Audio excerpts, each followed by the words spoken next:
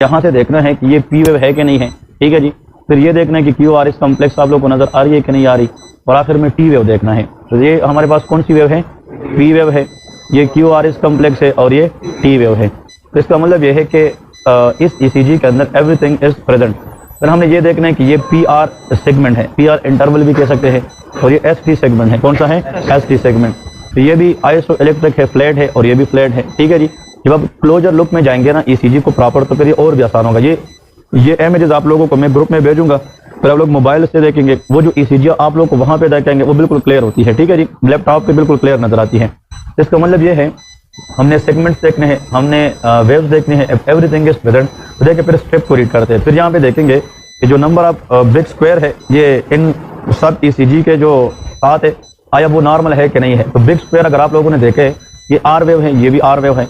इस तरह अगर स्टेप में और भी आर वेव है तो हम जाते रहेंगे, 4-5 आर वेव देखेंगे। अगर आप नंबर ऑफ बिग स्क्वायर सब के दरमियान सेम है तो फिर रेगुलर रिदम ईसीजी है, अगर वो एक जैसे नहीं है तो फिर इरेगुलर है। Very good. आप इमेजिन करें 1, 2, 3 एंड 4, अगर यहाँ पे 4 बिग स्क्वायर हैं, फिर 4 बिग स्क्वायर है, फिर 4 है, तो हम 300 को 4 से डिवाइड करेंगे तो तकरीबन 75 जो है वो हार्ट रेट होगा, ठीक है। तो ये ईसीजी हार्ट रेट के लिहाज से ठीक है कि ठीक नहीं है, नॉर्मल है। इसका रिदम भी रेगुलर है, इसमें वेव्स वगैरह सब कुछ प्रेजेंट है। This is called normal ECG. ये क्या है, नॉर्मल ईसीजी है। तो एनआरई स्टेप 2 में कभी कभार वो नॉर्मल ईसीजी प्ले करते हैं, और जरूर नहीं है कि हर ईसीजी में डिजीज होती है। तो आप लोगों ने नॉर्मल ईसीजी को भी फोकस करना है। तो कभी कभार कंफ्यूज करने के लिए वो नॉर्मल स्टेप भी देते हैं। ऐसा नहीं कि हम एनआरई में 2 में जाएंगे तो हमेशा डिजीज ही मिलेगी, ऐसा नहीं होता। तो आप लोग को नॉर्मल ईसीजी अगर दी है तो नॉर्मल होनी चाहिए, ठीक है जी। आप लोग कंफ्यूज नहीं होना। तो normal ECG should be may be a part of your exam as well. देखिए थोड़ा सा और क्लियर है, ऐसा है कि नहीं, इस ईसीजी में ये पी वेव है कि नहीं, फिर ये सेगमेंट भी है, क्यू आर एस कम्प्लेक्स भी है, एस टी सेगमेंट है, और ये क्या है, टी वेव है। तो आपने ना बोल्डली ब्रॉडली देखना है कि हर एक चीज मौजूद है कि नहीं, सब कुछ प्रेजेंट है कि नहीं। अब इस ईसीजी में देखें, ये आर वेव है, ये आर वेव है। अब यहाँ पे इस स्क्वायर का थोड़ा सा हाफ इधर है ना, थोड़ा सा इधर है, और ये फुल है, ये भी फुल है, और ये थोड़ा सा, तो जितना ये है ना उतना कम ये वाला है ना। तो नंबर ऑफ बिग स्क्वायर कितने हैं, 3 है। इसमें नंबर ऑफ बिग स्क्वायर 3 है, आगे में भी 3 होने चाहिए, इस तरह मतलब जाएगा। तो हाँ, तो रेगुलर रिदम है कि इरेगुलर है, रेगुलर रिदम है। तो जब आप ईसीजी में डायग्नोसिस बनाते हैं, पहले आप लोगों ने ऊपर लिखना है heart rate is equal to 100, ये 300 डिवाइड बाई 3 होगा ना, तो आंसर इज 100। तो नीचे लिखना है कि rhythm is equal to regular, rhythm क्या है, रेगुलर है। P wave present, S T segment present, Q R S is present, T wave is present. This is a normal ECG, normal ECG pattern. ये क्या है, normal ECG है। तो पहले 1 या 2 ईसीजी मैंने इसलिए रखे हैं कि आप लोग नॉर्मल भी सीखे ना, नॉर्मल भी आ सकती है। ये ईसीजी क्या है, ये नॉर्मल है। अब इस ईसीजी को थोड़ा सा और से देखें। देखिए अगर आप इस ईसीजी को फोकस के साथ देखेंगे तो इंसान को लगता है कि समथिंग रॉन्ग इज देयर, ठीक है जी। नॉर्मल देख पता चलता है इसमें कोई ना कोई प्रॉब्लम है। तो देखें यहाँ से जो स्टेप स्टार्ट होता है ना, ये नेक्स्ट स्टेप का टी वेव हो सकता है। क्या हो सकता है, टी वेव। ये स्टेप का क्या है, वेरी गुड, ये टी है, और ये क्या है, पी वेव है। जब आप ये क्यू आर एस है कि नहीं, क्यू आर एस से पहले जो वेव है वो पी वेव होती है। क्या होती है, पी वेव। अगर आप इधर से स्टार्ट करेंगे, पी है, फिर क्यू आर एस है, तो फिर ये क्या है, वेरी गुड, और ये दूसरे का पी है, ये क्यू आर एस है, फिर ये टी है, ये पी है। मेरी बात समझ रहे क्या नहीं। तो एवरीथिंग इज प्रेजेंट और नॉट, हर एक चीज प्रेजेंट है। अब ऐसा करते हैं कि रेगुलर रिदम है कि इरेगुलर है, that is regular rhythm ECG. अगर आप लोग देखें 1, 2 एंड हाफ है कि नहीं, फिर हाफ ये है तो 1 एंड 2। इस तरह आप देखें 1, 2 एंड हाफ है, ऐसा है कि नहीं, 1, 2 एंड हाफ है। तो रेगुलर है कि इरेगुलर, ये रेगुलर रिदम ईसीजी है। देखिए उसका इससे पहले वाले ईसीजी का ये एक पैटर्न और इस पैटर्न में बहुत फर्क नजर आ रहे हैं, लेकिन दोनों का रिदम क्या है, रेगुलर है, नॉर्मल है। बट यहाँ पे बिग स्क्वायर 3 से कम है, मतलब तकरीबन 2 है या 2 एंड हाफ है ना। तो अगर आप लोग इसको 300 पे डिवाइड करेंगे तो मेरे हाल में कोई 120 या 125 हार्ट रेट आएगा। तो इस पेशेंट को टेकिकार्डिया है। क्या है, टेकिकार्डिया है। लेकिन इसमें पी वेव है कि नहीं, हाँ सारे बोले पी वेव प्रेजेंट है। तो इस बंदे का जो रिदम है वो तो रेगुलर है, बट इसका इम्पल्स ऐसे नोट से है, तो ये साइनस टेकिकार्डिया है। क्या है, साइनस टेकिकार्डिया, ठीक है जी। तो आप लोगों ने घर जाके साइनस टेकिकार्डिया को थोड़ा सा देखना है। इंसान अगर दौड़ेगा, एक्सरसाइज करेगा तो हार्ट रेट ज्यादा होता है। इंसान एंजाइटी में है, स्ट्रेस में है, हार्ट रेट ज्यादा होता है। इंसान फियर में है, एक खौफ में है, उसको किसी चीज से डर लगता है तो हार्ट रेट ज्यादा होता है। तो कभी कभार हार्ट रेट जो बढ़ता है वो फिजियोलॉजिकल भी हो सकता है। और अगर मिसाल के तौर पे आप फियोक्रोमोसाइटोमा ले लें या आप हाइपरथायराइडिज्म ले लें, इसके अंदर हार्ट रेट क्या होता है, ज्यादा। तो टेकिकार्डिया में भी पैथोलॉजिकल, ठीक है, फिजियोलॉजिकल भी हो सकता है और पैथोलॉजिकल भी हो सकता है। टेकिकार्डिया अगर फिजियोलॉजिकल है, हम पेशेंट को बताते हैं कि रेस्ट करें, वो रेस्ट करेगा तो उसका हार्ट रेट नॉर्मल पे आ जाएगा। पैथोलॉजिकल है तो बीटा ब्लॉकर देते हैं। क्या देते हैं? Beta blocker. एक और बात जो हम यहाँ पे डिस्कस करेंगे ना, इनके 3 काजेज और मैनेजमेंट, ये मैं 4-5 पेजेस में लिख चुका हूँ ज़्यादातर, और अभी आज कंप्लीट करके शाम तक मैं पीडीएफ में भेज दूंगा। सब लोगों ने इन ECGs के साथ वो फिर अपने लिए याद रखना है, ठीक है, ताकि लोगों को नोट्स मिल जाए। अब हर एक बंदा नोट नहीं करा तो सबको पीडीएफ भी मिल जाएगा, ठीक है। तो फिर आप लोगों ने हर ECG के साथ उसकी काजेज, उसकी मिसाल के तौर पे ट्रीटमेंट और डायग्नोसिस आप लोगों ने याद करनी है। वो मैं सबका भेज दूंगा आप लोगों को इंशाल्लाह। देखें इस ECG में देखें पी वेव है, QRS भी है, टी भी है। ये P wave everything is normal, but अगर आप देखें तो देख 1 2 3 4 और यहाँ पे 5.5 है, फिर 5.5 है, तो रेगुलर है कि इरेगुलर? रेगुलर रिदम ECG है, बट 5 से उसको ज्यादा है, तो तकरीबन इसका जो हार्ट रेट है वो कोई 55-54 में आ रहा है ना, तो 60 से कम है कि ज्यादा? ये साइनस ब्रेडिकार्डिया है। 100 से अगर ज्यादा था तो साइनस ब्रेडिकार्डिया है, बट यहाँ पे देखे रेट जो है वो लेस देन 60 है, तो ये साइनस ब्रेडिकार्डिया है। I think that is clear now. ये साइनस ब्रेडिकार्डिया और साइनस ब्रेडिकार्डिया आप लोगों ने इसको कवर अप करना है, and that is very easy to understand. अब देखिए इसमें 2 चीजें इंपॉर्टेंट हैं। एक और यहाँ पे देखें इस पेशेंट को, ये भी मैंने बेसिक स्टेप का एक पार्ट लिया है, तो जस्ट काउंटिंग के लिए ये भी वही है ना, ये भी हमारे पास साइनस ब्रेडिकार्डिया है, ठीक है जी। इस ECG को थोड़ा फोकस करते हैं। देखें यहाँ पे अगर आप इस ECG को देखते हैं, ये QRS है ना, QRS, और ये इसके बाद क्या है? एक्सीलेंट, और ये क्या है? P है, और ये QRS है। तो हम ये वाले जो एरिया है ना, P वेव के स्टार्ट से लेके इस तरफ तक, मैंने कहा हम R को लेते हैं ना, तो इस ECG लीड के अंदर R वेव नीचे की तरफ आ रही है। कुछ लीड ऐसे है जो R वेव को ऊपर शो कर दे, कुछ लीड नीचे शो करती है, इसमें कोई मतलब गलती नहीं है। इन सम लीड, क्योंकि जो लीड्स होते हैं ना वो हार्ट को डिफरेंट डायरेक्शन से लीड करते हैं, तो कुछ लीड्स हार्ट की जो R वेव है वो अपवर्ड डायरेक्शन में शो करती है, और कुछ लीड डाउनवर्ड डायरेक्शन में शो करती है। ये इन लोगों ने PR इंटरवल का बताया है। क्या बताया है? PR interval. PR इंटरवल का मतलब ये है, या PR सेगमेंट का मतलब ये है, इसमें P वेव और यहाँ आइसो इलेक्ट्रिक लाइन आएगी ना, ये नॉर्मल, अगर आपसे सर पूछे ना इस तरह कभी कभार वो दिखाते ये नॉर्मल है कि एबनॉर्मल, आप कहेंगे सर ये एबनॉर्मल है, क्योंकि जो PR इंटरवल है ये नॉर्मल 0.2 सेकंड होता है। कितना होता है? 0.2। अगर ये 0.2 से ज्यादा आता है तो ये क्या है? एबनॉर्मल है। चले जी, सर आपको ये भी पूछ सकता है ना, यार हम कैसे मालूम करेंगे कि नॉर्मल है कि एबनॉर्मल है? अब यहाँ पे एग्जैक्टली पता तो नहीं चलता, लेकिन आपने इस तरह आंसर करने। एक बिग स्क्वायर हमने बताया था कितना टाइम लेता है? 0.2। तो 2 बिग स्क्वायर कितने लेंगे? 0.4 लेंगे। एक बिग स्क्वायर कितना है? ओके, अब गौर से सुने। एक big square is equal to 5 small square, but 1 small square is 0.04, तो 1 big square is 0.2 second. Clear है? अब गौर से सुने, ये जो मैंने अब यहाँ पे माउस रखा है ना, ये P वेव नहीं है, ये आइसो इलेक्ट्रिक लाइन है। AV नोडल डिले है। वो फिजियोलॉजिकल कितना होता है? 0.1 सेकंड। कितना? 0.1। ये तो सबको पता है ना, AV नोडल डिले कितना होता है? 0.1। तो आप लोगों ने याद रखना है कि अगर ये आइसो इलेक्ट्रिक लाइन कितना है, सारे बोले 0.1 सेकंड, मैं नॉर्मल समझा रहा हूँ, तो ये डिले उतने टाइम के लिए होगा जितने टाइम के लिए एट्रिया कंट्रैक्ट करेंगे। तो P वेव जहन ये कहता है कि जितना ये टाइम लेगा उतना ये P वेव भी टाइम लेगा ना, तो ये 0.1 P भी है और 0.1 आइसो इलेक्ट्रिक लाइन भी है, तो ये दोनों कितने हो गए? लेकिन अगर ये 0.2 से ज्यादा आ गया, 0.3 आ गया, 0.4, इसको कहते हैं प्रोलॉन्ग PR इंटरवल। इसका कहते हैं प्रोलॉन्ग PR इंटरवल। तो आप लोग मुझे ये बताएं, ये जो P वेव है, P वेव ये कितना टाइम लेगा? मुझे 2-3 बार सिर्फ एक्सपांड कर रहे हैं, कितना टाइम लेगा? और ये PR सेगमेंट कितना लेगा? 0.1। तो दोनों कितने लेंगे? तो 0.2 का मतलब एक बिग स्क्वायर होता है कि नहीं? कहते हैं कि जो P वेव है और PR सेगमेंट ये दोनों एक बिग स्क्वायर में खत्म होने चाहिए। लेकिन अगर इधर देखिए एक बिग स्क्वायर ये अलग है और ये अलग है ना, तो इसने एक लिया है कि एक से ज्यादा, तो ये प्रोलॉन्ग है कि नॉर्मल है? इसलिए इसको हम PR इंटरवल प्रोलॉन्गेशन कहते हैं, ठीक है जी। तो नॉर्मल PR इंटरवल जो है वो 0.2 होना चाहिए। अगर वो उससे ज्यादा आ जाए तो उसको हम प्रोलॉन्ग PR इंटरवल कहेंगे। इसमें कोई कंफ्यूजन तो नहीं है, that is easy to understand. थोड़ा सा इसको देखते हैं, और से सुने। ये P वेव है कि ये आप लोग QRS कॉम्प्लेक्स है, ये T वेव उल्टी है। हाँ जी, ये P वेव है कि नहीं? और ये QRS है और ये T वेव उल्टी है, ऐसा है क्या? नहीं। अब देखें, यहां से लेके यहां से यहां तक ये एक बिग स्क्वायर है कि एक से ज्यादा है? ज्यादा। ये 2-3 बिग स्क्वायर है, तो PR इंटरवल इज प्रोलॉन्ग। और T वेव इन्वर्जन है। क्या है? T wave inversion. आप लोगों ने फाइंडिंग बतानी है कि सर इस ECG में PR इंटरवल ये प्रोलॉन्ग है और इसमें T वेव इन्वर्जन है, ठीक है जी। फिर इसके बाद इस ECG को और से देखिए प्लीज, ये NRE स्टेप 2 के नम्स पेपर से मैंने उठाए हैं, ठीक है जी। जो ECG बताता हूँ ना वो रिपीट भी होती है, ठीक है। और से सुने, क्या पता ये ECG आज आप देख रहे कुछ दिनों के बाद एग्जाम में भी इंशाल्लाह आ जाए, ठीक है जी। तो इस ईसीजी को पढ़ने का तरीका मैं बताता हूँ, पहले मुझे सुने।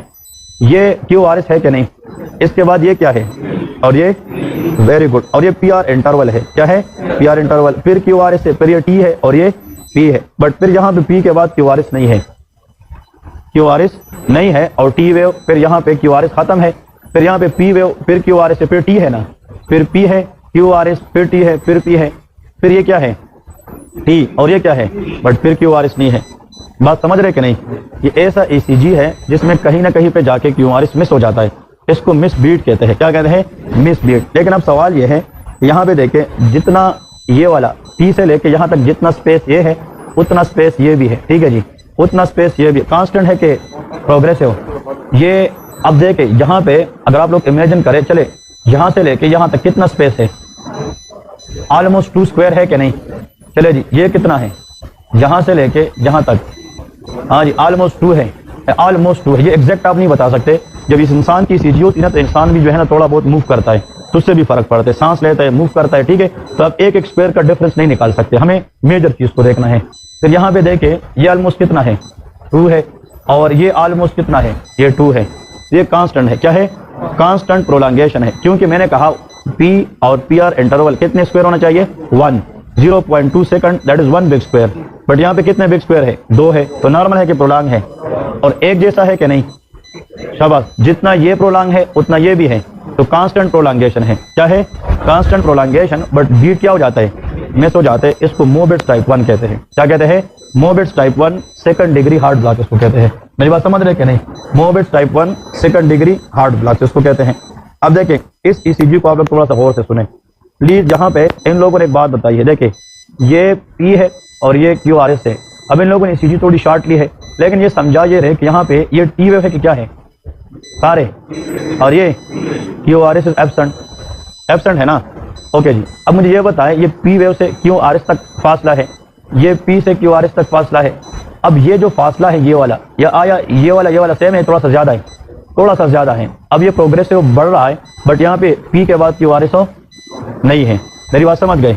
अगर कांस्टेंट प्रोलॉन्गेशन है और बीट क्या है, मिस, वो मोबिट्स टाइप 1 है, जिसको वेन की बैक हार्ट ब्लॉक भी कहते हैं, बट ये क्या है, सेकंड डिग्री हार्ट ब्लॉक।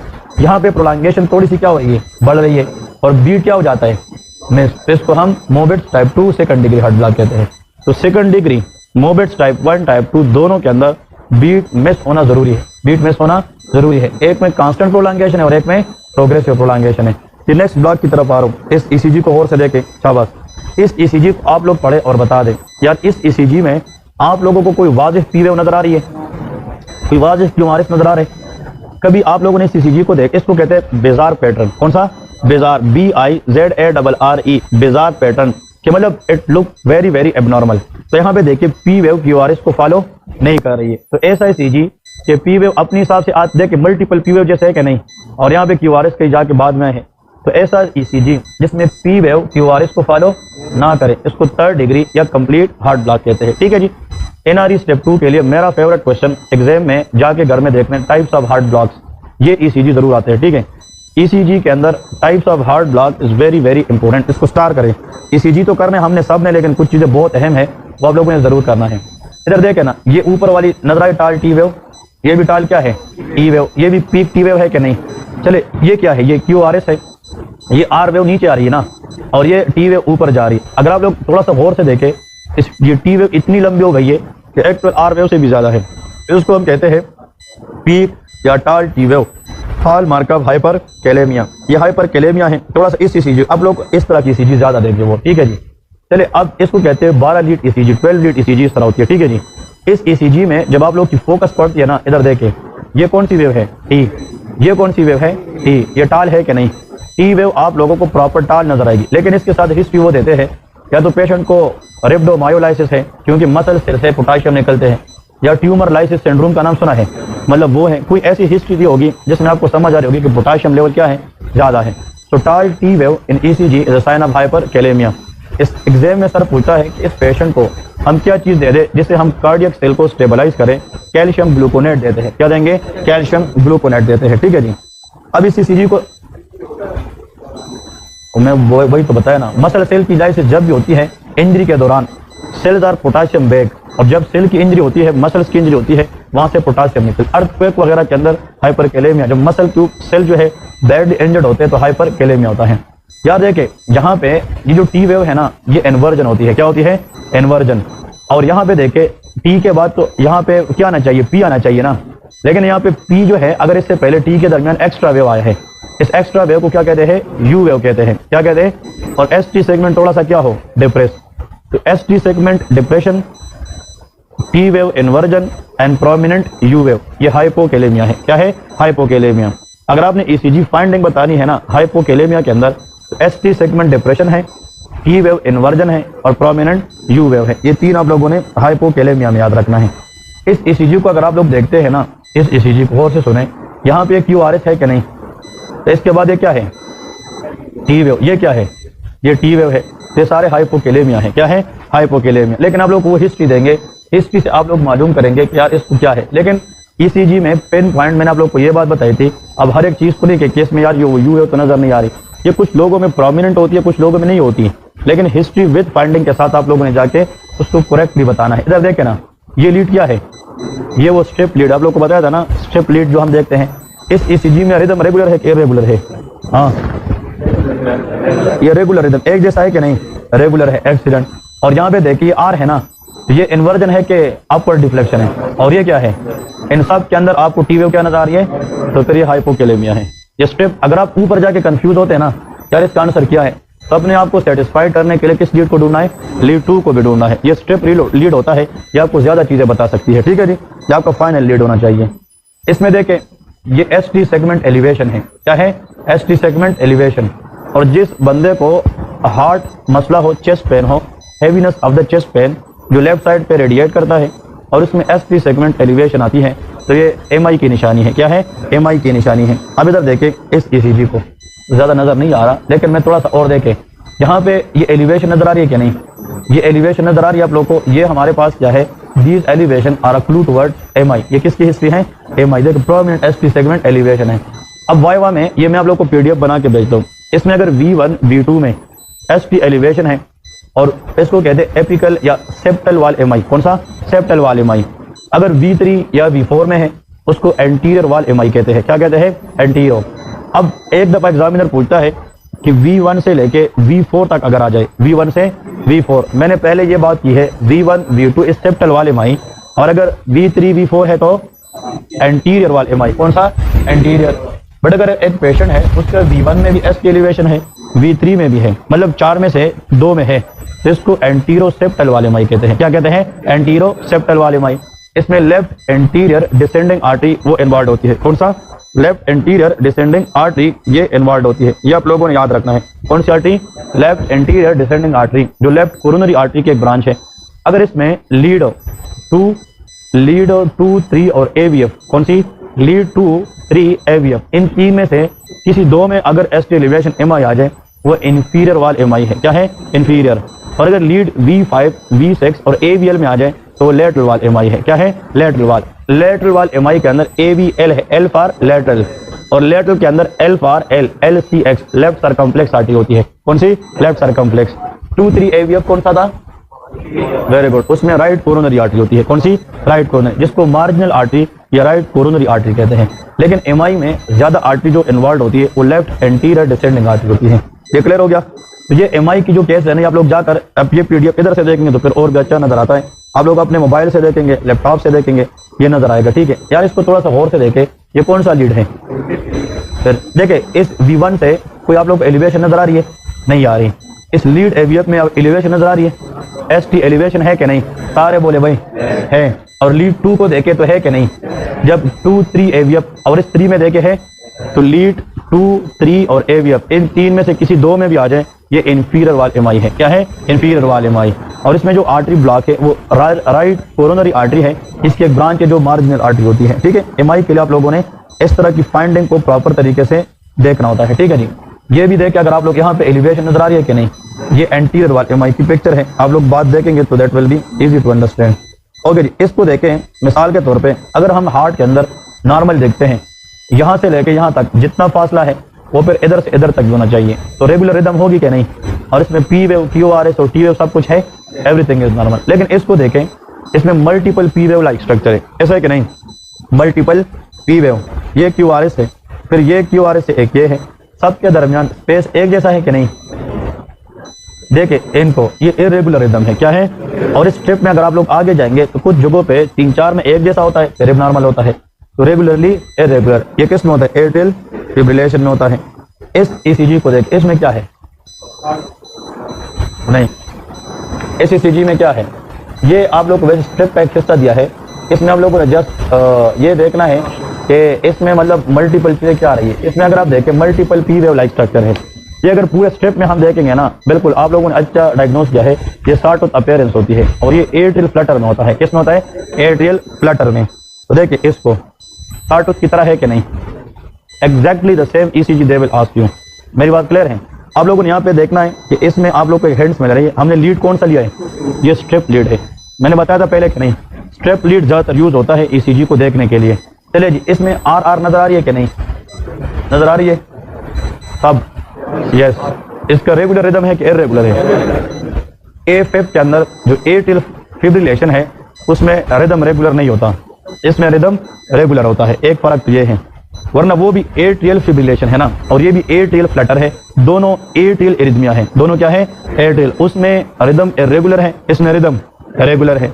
इसमें multiple P wave and they look like, जिस तरह आर नहीं होता आर, उसकी तरह जो टीथ होती है इसको साटूथ अपीयरेंस कहते हैं। क्या कहते हैं? साटूथ अपीयरेंस कहते हैं।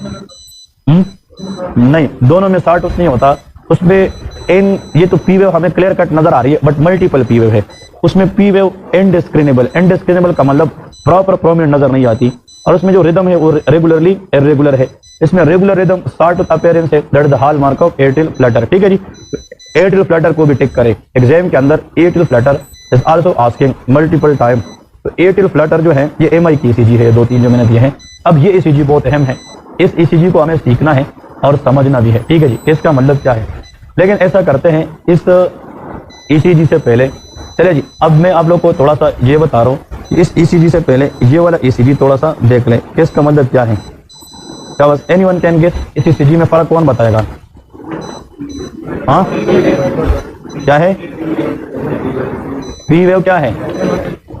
इन्वर्जन है। ठीक है, ये पी वेव इन्वर्जन है, सही है कि गलत? एनीवन? इसमें पी वेव इन्वर्जन है। क्या है? पी वेव इन्वर्जन है। लेकिन अब आप लोग को मैं एक बात बता रहा हूँ, ये जो ईसीजी है ना, ये मैं थोड़ा सा आप लोग को ये बताता चलो, ये ईसीजी मैंने एक जगह से ली है। देखिए ये जो है ना, ये लीड 1 है। क्या है? लीड 1। और ये लीड जो है ये हमारे पास AVF है। कौन सा लीड है? AVF। इसका थोड़ा सा बता रहा हूँ, लीड 1 नीचे होता है और लीड AVF ऊपर होता है। ठीक है जी, इमेजिन करें ये एक लीड इधर पड़ा है और एक नीचे पड़ा है, तो दोनों का आर वेव एक दूसरे की तरफ है कि नहीं? हाँ जी, जब लीड 1 और AVF की जो वेव्स है वो क्या हो? एक दूसरे की तरफ हो। तो इसको आप देखें, इसके साथ नॉर्मली देखते हैं एक मिनट। इस ईसीजी में देखें, इसमें ये लीड 1 है। क्या है? लीड 1। और ये क्या है? AVF है। अब ये बहुत इंपॉर्टेंट ईसीजी है।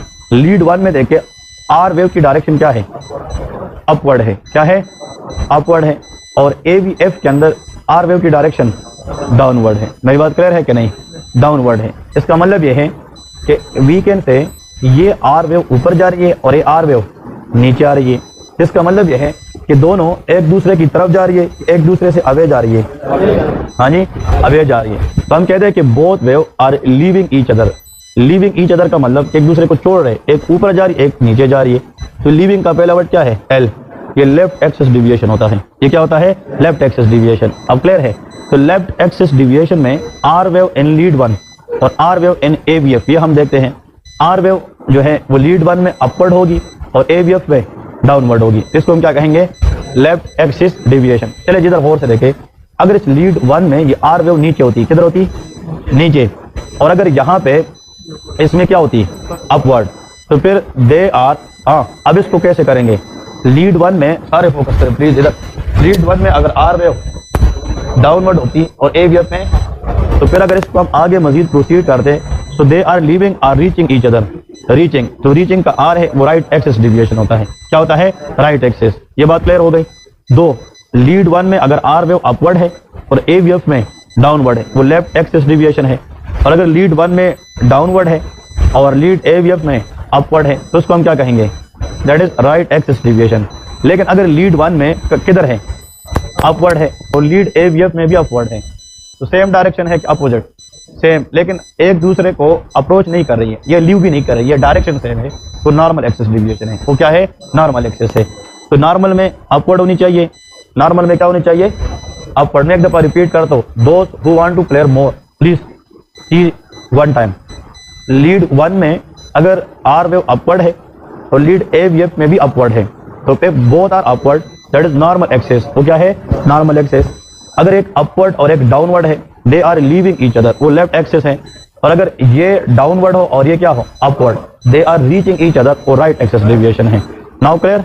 लेकिन आप लोगों ने इसके जाके सीजीज कुछ देखने हैं और ये आप लोग को हिस्ट्री देंगे कि राइट। तो आप लोग को आज इतना पता चल गया कि फॉर एक्सेस डेविएशन, चाहे वो राइट है या लेफ्ट है, उसके लिए हमें लीड 1 और AVF को कंपेयर करना होगा। किसको, लीड 1 और AVF। अगर आपको ये नहीं पता होता तो फिर आपने तो एक्सेस का समझना नहीं है। तो फॉर दैट, अगर आपको सर ये कहना कि which axis deviation you see in the ECG, तो इतना तो पता होना चाहिए कि मैंने 1 और AVF को देखना है, ठीक है। ओके जी, अब देखिए इसके बाद ये क्या है, एनीवन, ये रेगुलर रिदम है कि इरेगुलर है, हाँ, ये रेगुलर रिदम ECG है। मिसाल के तौर पे ये R है ना, ये भी R है, तो इसके बीच में से 1.5 है कि नहीं, तकरीबन 1 ले ले, ये भी 1.5 है, इस तरह ये भी 1.5 है, सारे एक जैसे है कि नहीं, ऊपर भी ले सकते हैं, ये भी एक जैसे है, ऐसा है कि नहीं। दूसरी बात, तो ये रेगुलर रिदम ECG है। क्या है, रेट इसका नॉर्मल है कि ज्यादा, तो ये टेकिकार्डिया है। क्या है, टेकिकार्डिया है। और इसमें P वेव है, ये आप लोग को क्या नजर आ रहा है, ये P है कि RS है, ये R है ना, तो R का मतलब वेंट्रिकुलर ओरिजिन है कि एट्रिया, तो ये वेंट्रिकुलर टेकिकार्डिया है।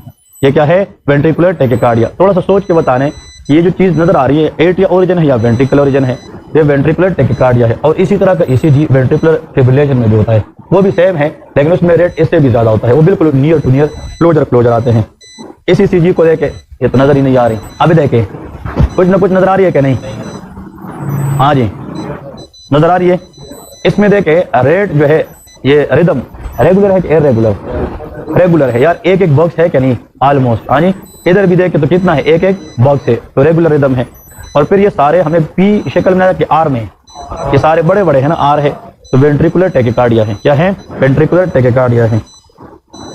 ये जो पैटर्न है ना, ये घर जाके थोड़ा सा देखना है, ये S1 Q3 एंड T3 है। इसका मतलब कि लीड 1 में एबनॉर्मल S वेव और लीड 3 में एबनॉर्मल Q एंड, हाँ जी, T wave, that is called pulmonary embolism. ये किसके अंदर होता है, pulmonary embolism, S1 Q3 and T3। और ये ECG डायरेक्ट नहीं आएगी, इसके साथ वो कहेंगे किसी पेशेंट को DVT है। क्या है, DVT। और DVT जब आप लोग सुनते हैं तो फिर गलत नहीं होगा, ठीक है। DVT है, उसके बाद उसको चेस्ट प्रॉब्लम हुए हैं, तो किसकी तरफ निशानी है, पल्मोनरी एम्बोलिज्म की तरफ। इधर देखिए थोड़ा सा, ये S वेव एंड लीड की तरफ 1 में, Q वेव एंड लीड 3 और inverted T wave N lead 3। तो लीड 3 में एबनॉर्मल Q वेव और T वेव इन्वर्जन ये, और S वेव कहाँ पे, लीड 1। तो देखे S in which one, lead 1, तो S1 है, Q3 and T3, that is pulmonary embolism. अब हमने पहले क्या कहा था कि Q वेव का मतलब septal part of ventricular depolarization, याद है। लेकिन जो लीड नंबर कौन सा है, इसमें Q वेव नॉर्मल नहीं होती, अगर इसमें Q वेव आ गई तो उसको पैथोलॉजिकल कहते हैं। अब क्लियर है, Q wave in ECG not present in all lead. Lead 3 में Q wave normally healthy person में हमें नजर नहीं आ रही, अगर वो आ गई तो फिर ये एबनॉर्मेलिटी होती है, ठीक है। तो नॉर्मली Q वेव तो होती है बट लीड 3 में नहीं होती, ठीक है। इसको देखे, यहाँ से लेके ये Q वेव है ना, और यहाँ तक T है, तो मैंने आप लोग का भी लेक्चर में क्या था, QT इंटरवल, याद है कि नहीं, QT इंटरवल ये नॉर्मल है। और ये भी बता दूं कि QT इंटरवल कितना होता है, ये 2 से लेके 2.5 बिग स्क्वायर होते हैं। कितने, 2 to 2.5 big square. Exact cardiology के अंदर लिखा है ये 11 स्मॉल स्क्वायर होते हैं। कितने, तो एक बिग बॉक्स कितने स्मॉल स्क्वायर है, 5, तो 2.1 हो गए ना, तो 2 से 2.5 बिग स्क्वायर QT इंटरवल होता है। अब देखिए यूं से लेके यहाँ तक ये फासला ज्यादा हुआ है कि कम हुआ है, कम हुआ है। और ये कम इसलिए हुआ है कि वेंट्रिकुलर कॉन्ट्रैक्शन ज्यादा है कि कम, इसलिए कि कैल्शियम ज्यादा है, हाइपर कैल्सीमिया।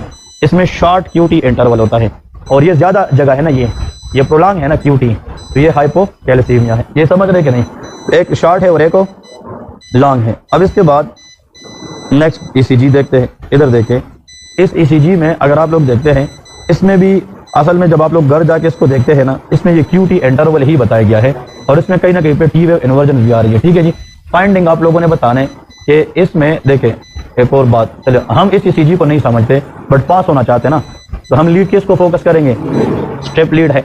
ये कौन सी wave Kashif, that is P wave, और ये QRS, और ये क्या है, और ये क्या है, अब देखें ये Q वेव स्टार्ट होती है ना, और ये क्या है, तो Q और T ये प्रोलॉन्ग है, 2 से ज्यादा बिग स्क्वायर है कि नहीं, और ये भी प्रोलॉन्ग है, ये हाइपोकैलेसीमिया है। क्या है, हाइपोकैलेसीमिया है। इस तरह इसके अंदर हाइपरकैलेसीमिया है। ठीक है जी, एक और चीज यहाँ पे देखें, एटिल देखिए ये रिदम रेगुलर है कि रेगुलर है, हाँ यार ऊपर वाला क्या है, ऊपर रेगुलर है, क्या है, रेगुलर है, और ये क्या है, अब गौर से सुने, ऐसा ECG जिसमें रिदम इरेगुलर हो, इसमें मल्टीपल पी वेव जैसे वेव्स नजर आ रही हो, और उसका जो QRS है वो नेरो हो, क्या हो, नॉर्मल QRS इतना होता है ना ऐसे, इसमें देखिए क्या हो गया है, नेरो। तो इरेगुलर इंटरवल या इरेगुलर ECG देखिए यहाँ पे जितना है उतना ये नहीं है ना, फिर ये उससे डिफरेंट है, उससे डिफरेंट है। तो irregular rhythm ECG, narrow QRS और multiple P wave like structure, ये एयरटेल क्या है, फिब्रिलेशन है, ये एयरटेल क्या है, फिब्रिलेशन है। ठीक है जी, इस ECG को देखें ये क्या हो सकता है, शाबाश, आप लोग कंफ्यूज हो गए कि क्या है, लीड किस पे जाएंगे, लीड 2 किधर होता है सबसे, अब इधर से, अब देख आसान लगता है कि नहीं, ये बहुत मुश्किल लगता है, ये आसान है। तो अब बताए रिदम को देखें, इरेगुलर है, QRS क्या है, नेरो है कि नहीं, और multiple P wave like structure है, atrial fibrillation, atrial fibrillation. Okay, ये थोड़ा सा देखते हैं ये वाला ECG, इसमें ST सेगमेंट ऊपर की तरफ जा रहे कि नहीं, और अपने साथ T को भी ले रहे हैं ऊपर, लेकिन ये ऐसा ST सेगमेंट एलिवेशन है, इस तरह केव टाइप है ना, क्या है, केव टाइप। तो आपसे जस्ट वाइवा में पूछेगा कि अगर ST सेगमेंट एलिवेशन देखे ऐसे डायरेक्ट चला गया, ऐसे डायरेक्ट लाइन, वो MI है। अगर ये ST सेगमेंट अब देख एक केव बना के जा रहा है ना, थोड़ा सा टर्न लेके जाते ना, ये बात गेट कर रहे हो, इसको केव अप ST सेगमेंट कहते हैं। क्या कहते हैं, केव अप, के केव बना के ऊपर जा रही है। और PR सेगमेंट क्या है, डिप्रेशन, P से लेके R तक देखे तो ये डिप्रेशन नजर आ रही है। PR सेगमेंट में क्या है ये, हाँ डिप्रेशन है। तो दो चीजें, PR सेगमेंट की डिप्रेशन और ST एलिवेशन क्या हो, केव कनकेव टाइप हो, ये पेरिकार्डाइटिस है। ये क्या है, पेरिकार्डाइटिस। लेकिन इसके साथ आपको बताएगी शार्प चेस्ट पेन है, और इससे आप लोग को अंदाजा होगा कि इसमें क्या है। सर अगर पूछेगा कि इस डिजीज में ऐसा ड्रग बताए जो हम गाउट में भी देते हैं और इसमें भी, वो कोलचिसन है। क्या है, कोलचिसन। ये पेरिकार्डाइटिस में जब पेन किलर भी इस्तेमाल होता है। चलिए जी, अब इस ECG को थोड़ा सा देखे, यहाँ पे देखे, इस ECG को अगर हम देखते हैं, यहाँ पे ये कोई केव टाइप है कि नहीं, और ये क्या है, ये क्या है, ये अगर आप लोग फिर जाकर उधर देखेंगे ना, ये क्या उस तरह है कि नहीं, ये गौर से सुने, ये लीड नंबर क्या है, इसमें सारे अगर आप देखें तो ये केव केव नजर आ रही है कि नहीं, गौर से सुने कि पेरिकार्डाइटिस में केव अब ST एलिवेशन सारे लीड में होते हैं, लीड 2 में डिफ्यूज होता है। क्या होता है, डिफ्यूज होता है। ठीक है जी, that is what all about the normal and very important ECG for the exams. ठीक है, अब लेके इंपॉर्टेंट ECG जो आप लोगों ने घर जाके जरूर देखनी है। ठीक है, कोई लेके ECG जो इंशाल्लाह इससे डेफिनेटली एग्जाम के अंदर आएगा, लेकिन टाइप्स ऑफ हार्ट ब्लॉक, उसमें 1st degree, 2nd degree and 3rd degree ये आएगा। तो टाइप्स ऑफ हार्ट ब्लॉक ये आप लोगों ने जरूर करना है। ठीक है जी, 2nd नंबर लेके हाइपरकैलेमिया वर्सेस हाइपोकैलेमिया, इनकी ECG आप लोगों ने कंपेयर करके देखनी है, हाइपरकैलेमिया वर्सेस हाइपोकैलेमिया। नेक्स्ट लेके एट्रियल फ्लटर और नीचे लेके एट्रियल फिब्रिलेशन, ये ECG बहुत बहुत इंपॉर्टेंट है। Atrial Flutter versus atrial fibrillation, ये ECG आप लोगों ने जरूर करनी है। ठीक है जी, MI विथ टाइप्स, तो अभी बताया ना, एंटीरियर, इन्फीरियर एंड लैटरल और सेप्टल वाले MI। ठीक है, मैंने कहा इन सब के नोट्स आप लोग को आज PDF करूंगा। ठीक है, जो वाइवा के लिए है वहां पे लिखने के लिए आपने जस्ट उन नोट्स के अंदर इसके पिक्चर देखने हैं ताकि आप लोग इसकी फाइंडिंग सीख सके। पेरिकार्डाइटिस की ECG देखें, कौन सी, पेरिकार्डाइटिस। पेरिकार्डाइटिस की ECG आप लोगों ने जरूर देखनी है। ठीक है जी, अब ये देखे 7-8 ECGs है ना, आप लोग अगर जाके कितनी भी एग्जाम उठाकर देखे इनमें सही आए हैं, मतलब ECG आप लोगों को इधर उधर से बाहर नहीं आती। ठीक है जी, और एक इसमें आप लोगों ने लिखना है, वो मैं आज अभी ग्रुप में सेंड करके उस पर वाइज करूंगा, वो शायद इधर इन लोगों ने डाला नहीं है। SVT, कौन सा, SVT, सुप्रा वेंट्रिकुलर टेकिकार्डिया। ठीक है जी, सुप्रा वेंट्रिकुलर टेकिकार्डिया। ठीक है जी, ओके, अब गौर से सुने, अब लिखना नहीं है, बस ये इंपॉर्टेंट है। ठीक है, अब मेरी बात सुने, लीड V1 और V2 फॉर ST एलिवेशन, वो कौन सा एमआई है? सेप्टल वाले एमआई। लीड V3 और V4 दैट इज एंटीरियर वाले एमआई। फिर लीड 2, 3 AVF, वो क्या है? इंफीरियर वाले MI. Lead V5, V6 AVL lateral वाले MI. Caved up ST elevation in all lead pericarditis, वो क्या है? PR इंटरवल हम हार्ट ब्लॉक्स के लिए देखते हैं। किसके लिए? Heart blocks. QT इंटरवल हम देखते हैं कैल्शियम चेंजेस के लिए। T wave changes potassium changes के लिए देखते हैं कि T वेव टाल है तो हाइपर है, इन्वर्जन है तो हाइपोकैलेमिया है। और लीड 1 और AVF उसमें R वेव की डायरेक्शन एक्सेस डिविएशन के लिए देखते हैं कि राइट एक्सेस है या लेफ्ट एक्सेस डिविएशन है। तो बस आप लोगों ने जस्ट ये याद रखना है। रिदम रेगुलर है, मल्टीपल P वेव आ रही है बिटवीन RR, वो एट्रियल फ्लटर है। रिदम इरेगुलर है, मल्टीपल P वेव RR के दरमियान आ रही है, फिब्रिलेशन है। बस इस तरह ये ट्रिक्स होते हैं कि आप लोगों ने कुछ इस तरह मोटी मोटी चीजें माइंड में रखनी है जिसको आप लोग अप्लाई करके इंशाल्लाह एग्जाम में परफॉर्म करेंगे। ठीक है जी, इंशाल्लाह see you tomorrow with next session. आज इनके मैं नोट्स भी भेज दूंगा और आप लोगों ने प्रैक्टिस नहीं छोड़नी। प्रैक्टिस आप लोगों